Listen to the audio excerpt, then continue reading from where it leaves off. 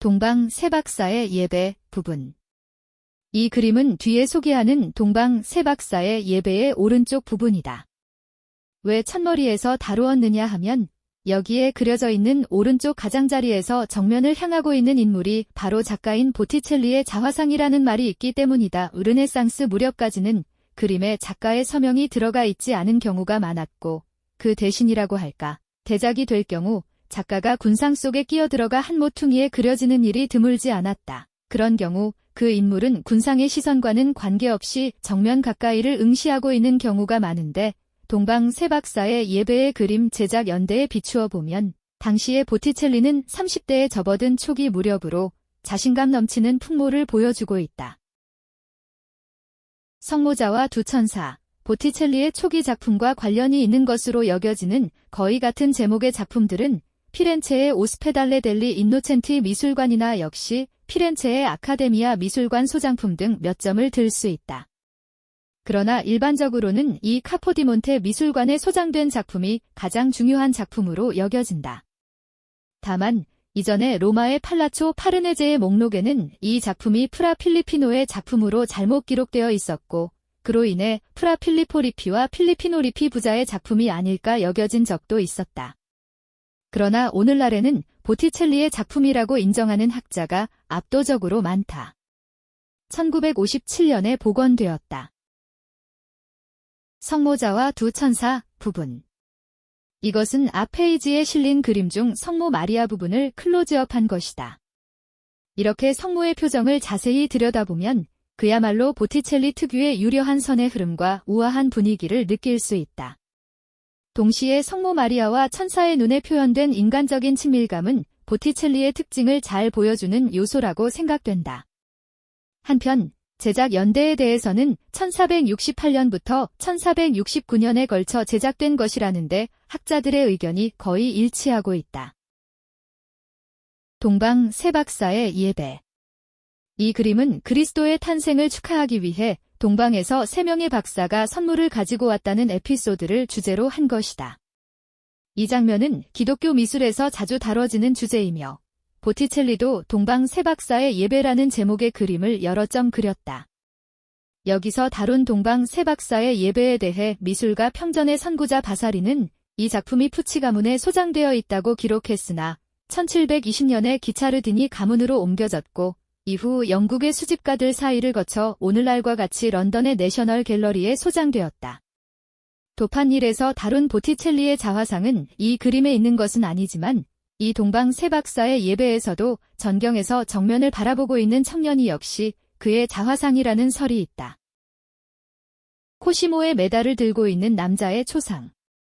이 남자가 들고 있는 메달에는 코시모 일 베키오가 새겨져 있는데 그는 코시모 대 메디치로서 15세기의 메디치 가문의 기초를 확립한 인물이다. 그는 1464년에 사망하였고 조국의 아버지라는 칭호를 받았다. 이 메달은 그의 사후 니콜로 피오렌티노의 손에 의해 제작되었다고 전해진다. 메달을 들고 있는 남자의 정체에 대해서는 여러 설이 있다. 코시모의 아들 피에로 또는 조반니라고도 하며 메디치 가문과 가까웠던 철학자 피코 델라 미란돌라라는 설도 있고 보티첼리의 형인 금세공사 안토니오 필리페피라는 주장도 있다. 이 그림의 작가에 대해서는 미술사학자 보네만이 이의를 제기했지만 대부분의 학자들은 보티첼리의 작품으로 인정하고 있다. 동방 세박사의 예배 부분. 이 동방 세박사의 예배는 피렌체의 환전상 조합 유력자였던 조반니 디 자노비가 산타마리아 노벨라 성당의 제단을 위해 보티첼리에게 의뢰해 기증한 것이라고 전해지며 보티첼리의 가장 중요한 작품 중 하나로 일컬어진다. 이 그림의 부분도는 화면 중앙에서 아기 예수를 안고 있는 성모 마리아의 모습을 다룬 것으로 그 배경에는 졸고 있는 성 요셉의 모습이 그려져 있고 왼쪽에는 성모자 앞에 무릎을 꿇은 박사 한 사람이 등장한다. 도판일에 있는 보티첼리의 자화상은 이 작품에 그려진 것으로 이 그림에는 그 외에도 예배 장면을 둘러싸고 메디치 가문 사람들을 비롯해 그 주변에 있던 인문학자들의 초상도 실제로 묘사되어 있다. 한편 제작 연대에 대해서는 1475년부터 1478년까지 여러 설이 존재하지만 여기서는 아돌포 벤투리 등의 연구에 따라 일단 1477년으로 표기해둔다. 유디트의 귀환. 이 그림은 이스라엘 소녀 유디트가 조국의 위기를 구하기 위해 아시리아군의 포위망을 뚫고 적의 진영으로 들어가 홀로페르네스의 목을 베어 들고 유유히 귀환하는 장면을 그리고 있다. 보티첼리의 작품 중에서는 매우 동적인 표현에 속하며 칼을 손에 든 유디트의 몸은 강직한 기품을 드러내듯이 힘차게 뒤로 젖혀져 있다. 홀로페르네스의 목을 이고 있는 시녀는 느즐세라 종종걸음으로 그녀를 따르고 있다. 우피치 미술관에는 이 그림과 짝을 이루는 홀로페르네스의 유해 발견이라는 작품이 있는데 이것도 역시 보티첼리의 작품이다. 제작 연대에 대해서는 1467년부터 1473년까지 여러 설이 있으나 많은 학자들은 1472년경으로 추정하고 있다. 젊은 부인의 초상. 이 부인상의 모델로는 시모네타 베스푸치, 클라리체 오르시니, 피오레타 골리니 등 몇몇 여성이 거론되고 있지만 확실히 입증된 인물은 없다. 뿐만 아니라 이 그림의 작가에 대해서도 미술사학자 베렌소는 처음에는 보티첼리의 친구의 작품이라고 했다가 나중에는 기를란다요의 작품이라고 정정한 바 있다. 또한 보티첼리의 제자가 모작한 것이라는 추정도 있어 보티첼리의 진작으로 보기 어렵다는 의견도 존재한다. 그러나 많은 학자의 일치된 견해에 따르면 이 작품은 1475년경에 제작된 보티첼리의 작품으로 여겨진다. 그리고 복원을 거쳤기 때문인지 예를 들어 배경의 벽면 등에서 구도적으로 조화롭지 않은 부분도 느껴진다. 봄 부분. 이 작품은 봄, 라 프리마베라의 오른쪽 부분, 꽃의 여신 플로라의 얼굴을 중심으로 클로즈업한 것이다.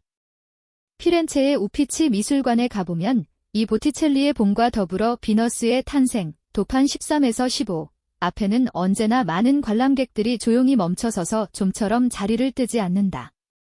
이유는 보티첼리의 대표작일 뿐만 아니라 르네상스의 보물이라 불리는 우피치 미술관에서 가장 널리 알려진 명작 중 하나이기 때문이다. 이 그림은 피에르 프란체스코 데 메디치 형제가 1477년에 구입한 카스텔로 별장을 위해 보티첼리가 그린 것으로 전해진다. 이 봄의 주제에 대해서는 여러 가지 해석이 존재하지만 여기에 등장하는 플로라는 요정 클로리스가 변신한 꽃의 여신으로 손에는 꽃을 가득 들고 있으며 온몸은 꽃무늬로 수놓인 의상으로 감싸여 있다. 그녀는 우아한 비너스의 왕국을 구성하는 중심 인물 중 하나로 묘사되어 있다. 봄 부분. 봄의 화면 중앙에 서 있는 비너스 왼쪽에서 가볍게 춤을 추고 있는 세미신. 이 부분 그림은 그 세미신을 나타내고 있다. 그녀들이 걸치고 있는 속이 비치는 얇은 옷은 산들바람의 펄럭이고 그녀들은 참으로 행복한 듯이 춤추고 있는 우아한 장면이다. 이 세 명의 미신은 왼쪽부터 사랑, 정절, 아름다움을 상징한다고 알려져 있는데 자세히 보면 그 차림새나 춤추는 자태에서도 각각의 미신 성격이 잘 드러나 있다. 이 세 미신의 상징적 의미에 대해서는 플로라가 죽은 시모네타 베스푸치의 환생한 모습이고 나폴리의 엘레오노라, 피렌체의 아르비엘라와 함께 세 미신 중 한 사람으로서 춤추고 있다는 견해도 제시되어 있다.